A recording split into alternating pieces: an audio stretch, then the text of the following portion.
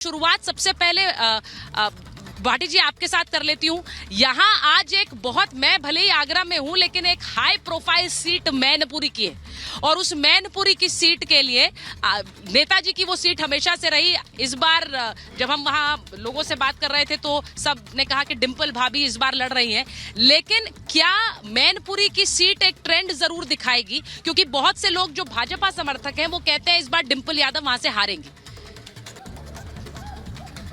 भाटी जी, Mainpuri seat पर डिम्पल यादव ऐतिहासिक वोटों से जीतेंगी और भारत का रिकॉर्ड होगा, सबसे ज़्यादा वोटों से जीतने वाली सांसद डिम्पल यादव होंगी। इसके बावजूद कि आज तीसरे चरण में यूपी की जिन 10 सीटों पर मतदान है वहाँ भारतीय जनता पार्टी के गुंडों ने, भारतीय जनता पार्टी सरकार की पुलिस ने और भारतीय जनता पार्टी के कार्यकर्ताओं ने खुली गुंडागर्दी की है, सरेआम नंगे होके, बिना किसी शर्म के। पुलिस ने जगह जगह मतदाताओं पर लाठियां चलाई हैं, पुलिस ने मोहल्लों में घुस घुस के मतदाता पीटे हैं, महिलाएं पीटी हैं। पोलिंग बूथों पर जिनका यह आभास था कि यहाँ समाजवादी पार्टी की वोट ज़्यादा पड़ रही हैं, बीजेपी ने लाठी बजा बजा के वोटरों को भगा दिया है मतदान स्थलों से। बीएलओ तक की पर्चियाँ छीन ली, बीएलओ को भगा दिया, बीएलओ को उठा के थाने ले गए। खुला नंगा नाच हुआ है आज उत्तर प्रदेश में। अगर कहीं इस देश में चुनाव आयोग है, चुनाव आयोग नाम की कोई चीज़ है, तो उसको संज्ञान लेना चाहिए। इस तरह की गुंडागर्दी कभी चुनाव में नहीं देखेगी। इस तरह जिस तरह पुलिस आज बहुत ही बेशर्मी के साथ सड़कों पर आई है और बीजेपी कार्यकर्ताओं की तरह पुलिस के अधिकारियों ने, कर्मचारियों ने, सिपाहियों ने, सब इंस्पेक्टरों ने काम किया है, वो इस देश के लिए बहुत ही शर्मनाक बात है। पहले तो अभी जो आपने शुरुआत की सुचरिता जी, एक सज्जन बोल रहे थे कि मोदी जी देश के विकास के लिए काम करते हैं, देश के गंभीर नहीं है, सच्चाई है, सच्चाई है। सैकड़ों वीडियो तैर रहे हैं सोशल मीडिया पर, आप ट्विटर खोलिए, सैकड़ों वीडियो हैं, कई समाचार चैनलों ने दिखाया है, कई समाचार चैनलों पर वीडियो हैं कि पुलिस ने लाठियां बजाई हैं, वोट नहीं डालने दिया गया। पुलिस की जिम्मेदारी होती है बूथ पर शांति बनाने की, पुलिस ने मोहल्लों में नहीं। भाटी जी, आप बहुत गंभीर आरोप लगा रहे हैं। राजकुमार भाटी राष्ट्रीय प्रवक्ता है समाजवादी पार्टी के और वो कह रहे हैं मैनपुरी में तो वोटिंग नहीं होने दी, लोगों को रोका गया वोट देने से। गंभीर आरोप है, इसलिए मैं जनता से भी उस पर बात करना चाहती हूँ। लेकिन पहले Prem Shukla ji, high profile seat से उन पर सबकी नजरें रहती है, भले ही कोई आगरा में बैठा हो, दिल्ली में बैठा हो।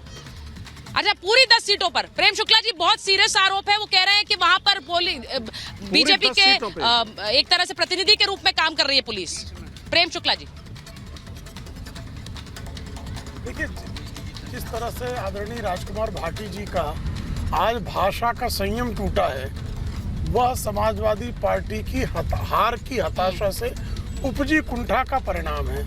इसलिए वो निराधार अनर्गल आरोप लगा रहे हैं और अगर किसी के उनके पास इस तरह के सबूत हो तो इस देश में निर्वाचन आयोग है। निर्वाचन आयोग को यदि वो प्रमाण सबमिट करेंगे तो स्वाभाविक तौर पर उस पर कार्रवाई होगी। लेकिन ये जानते हैं कि ये बूथ कैप्चर करने अगर कोई जाएगा, कानून एवं प्रशासन की स्थिति बिगाड़ने के लिए गुंडागर्दी करने कोई जाएगा, तो स्वाभाविक कार्रवाई करना पुलिस प्रशासन का निर्वाचन आयोग के अधिकारियों के निर्देश पर दायित्व है। तो अगर दायित्व का निर्वाह कोई करे, और आप जानते हैं कि किस तरह से समाजवादी पार्टी के कार्यकर्ताओं की गुंडागर्दी कुख्यात रही है, तो अगर वो किसी भी निर्वाचन के बूथ पर अपनी गुंडागर्दी करने जाएंगे, दबंगई दिखाकर मतदाताओं को प्रभावित करने या मतदाताओं को डिस्टर्ब करने जाएंगे, तो स्वाभाविक तौर पर वहां प्रशासनिक कार्रवाई होगी। अगर प्रशासनिक कार्रवाई के अतिरिक्त किसी भी प्रकार का प्रमाण समाजवादी पार्टी के पास है तो उसको निर्वाचन आयोग को जाना चाहिए। लेकिन जो हार की हताशा से ग्रस्त लोग हैं वो स्वाभाविक तौर पर अभद्र भाषा का प्रयोग कर रहे हैं। मैं एक बार भाटी जी जल्दी से काउंटर करना चाह रहे हैं, मैं उसके बाद सारिका जी के पास जाऊं, दुष्यंत जी के पास जाऊं। भाटी जी जल्दी से बोलिए, क्योंकि यहाँ पर जनता भी बोलना चाह रही, मैं उनके पास जाऊंगी, लेकिन पहले आप बोलिए प्लीज। 70 साल वो कह रहे हैं शिकायत दर्ज क्यों नहीं कराई आप लोगों ने? 70 साल 75 साल के बुजुर्ग का 70 साल 75 साल के बुजुर्ग को पुलिस ने लाठी मार के सिर तोड़ दिया, महिलाओं के हाथ तोड़ दिए, महिलाओं के कपड़े फाड़ दिए, महिलाओं पर लाठियां चलाई हैं। ये बूथ कैप्चर कर रहे थे। सत्ता का अहंकार सिर पे इतना भी नहीं चढ़ के बोलना चाहिए कि हम अगर ऐतराज भी कर रहे हैं, हम अगर सच्चाई बता रहे हैं, हम संयम, हमने कोई अपशब्द तो मैंने प्रयोग किया नहीं, लेकिन हमारा संयम इसलिए टूट रहा है कि देश का लोकतंत्र खतरे में है। जो हम लगातार कह रहे थे बीजेपी लोकतंत्र को खत्म कर देगी, इसी तरह तो लोकतंत्र खत्म होता है। जब आप वोटर को वोट नहीं डालने दोगे, बीएलओ को उठा लेंगे, बीएलओ तो सरकारी कर्मचारी होता है, एसएचओ बीएलओ को उठा लेंगे, उसकी पर्चियां छीन के फेंक दी क्योंकि वहां समाजवादी पार्टी के वोट ज्यादा पड़ रहे थे। जब इस तरह की गुंडागर्दी होगी तो क्या हम ऐतराज भी नहीं करेंगे, अपनी शिकायत भी नहीं करेंगे? हम शिकायत भी करेंगे तो उसे आप बताएंगे, बदतमीजी बताएंगे, धैर्य खोना बताएंगे। हम आहा भी भरते हैं तो हो जाते हैं बदनाम, ये कत्ल भी करते हैं तो चर्चा नहीं होता। आज जो यूपी में हुआ है, मैं फिर दोहरा रहा हूँ, इतिहास में कभी ऐसा नहीं हुआ, इस तरह का नंगा नाच कभी नहीं हुआ इतिहास में। देखिए, आप ये कह रहे हैं, राजकुमार भाटी जी कह रहे हैं कि यूपी में 10 सीटों पर वोटिंग हुई और वहां पर बहुत से लोगों को जो उनके वोटर थे उन्हें वोट नहीं डालने दिया गया। उन्हें मैं चाह रही हूं कि उस पर आप लोग रिएक्ट करें। हाँ, देखिए, ये पुरानी कहावत है, खिसियाई बिल्ली खंबा नोचे। ये क्या कर, विपक्ष का ये हमेशा ये रोना रहता है कि अगर जो मान लो वो जीत गए तो ईवीएम खराब नहीं है, तो ईवीएम सही हो गई। अगर जो बीजेपी का कोई भी कैंडिडेट जीतता है तो चिल्लाने लगते हैं सारी विपक्षी पार्टियां, ईवीएम खराब है, ईवीएम खराब है। जब राज्य के चुनाव हुए थे, ममता बनर्जी की वहां सरकार बनी, तब ये विपक्षों के कोई नहीं आया कहने कि ईवीएम खराब है, ईवीएम खराब है। जब भी बीजेपी का कोई व्यक्ति जीतता है तो ये रोने लग जाते हैं। वो कहावत ये बिल्कुल सटीक सत्य सिद्ध होती है, खिसियाई बिल्ली खंबा नोचे। ठीक है, वो ये कह रहे हैं कि ये एक्सक्यूजेज है, लेकिन जो वो बात बता रहे हैं वो कह रहे हैं कई जगहों पर। आप बताइए, आप यहीं के वोटर हैं, हाँ। क्या लग रहा है आपको? ऐसा हुआ है क्या? कुछ देखा है? नहीं, बिल्कुल गलत है ये बात, बिल्कुल गलत है। ये तो जिस पार्टी अपने अपने विरोधी की बात करती है आपस में एक दूसरे की, इसमें सत्यता बिल्कुल। अच्छा, मैं एक चीज, आज बड़ा मुद्दा जो छाया रहा, सारिका जी आप मुझे सुन रही होंगी, एक बड़ा मुद्दा आज जो छा रहा वो आपके नेता ने जो बयान दिया कि मुसलमानों को आरक्षण मिलना चाहिए, फिर वो वापस उन्होंने यू टर्न ले लिया, उन्होंने कहा कि नहीं, सामाजिक न्याय के हिसाब से व्यवस्था होनी चाहिए। तो अब मेरा पहला सवाल आपसे ये है कि मुसलमानों को आरक्षण मिले या ना मिले, आरजेडी का स्टैंड क्या है? मैं देखिए सुचिता जी, सबको पता है कि संविधान में आरक्षण का जो आधार है ना, वो सामाजिक और आर्थिक है। कहीं से भी जातीय और धर्म के आधार पे कहीं भी किसी को आरक्षण नहीं मिलता है। और देखिए, बिहार में जब जाति आधारित गणना हुई और उसके हिसाब से जब आंकड़े सामने आए तो आरक्षण का दायरा भी बढ़ाया गया। और हमारा मानना है, हमारी पार्टी का मानना है कि देशव्यापी जाति आधारित गणना होनी चाहिए। और वैसी वो जातियां जो आज भी मुख्य धारा में नहीं आ पाई हैं, उन्हें मुख्य धारा में लाने की जिम्मेदारी सरकार की भी बनती है और हम सबों की बनती है।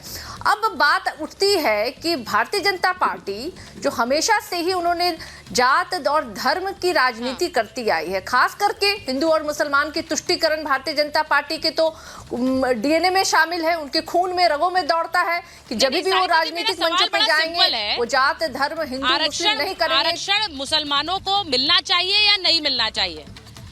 मुझे लगता है वो क्लैरिटी ला देगा। आपके नेता ने जो कही है उस बात पर भी कि पार्टी का स्टैंड क्या है, मिलना चाहिए या नहीं मिलना चाहिए, क्योंकि पहले उन्होंने कहा हाँ, फिर वो यू टर्न ले गए। जी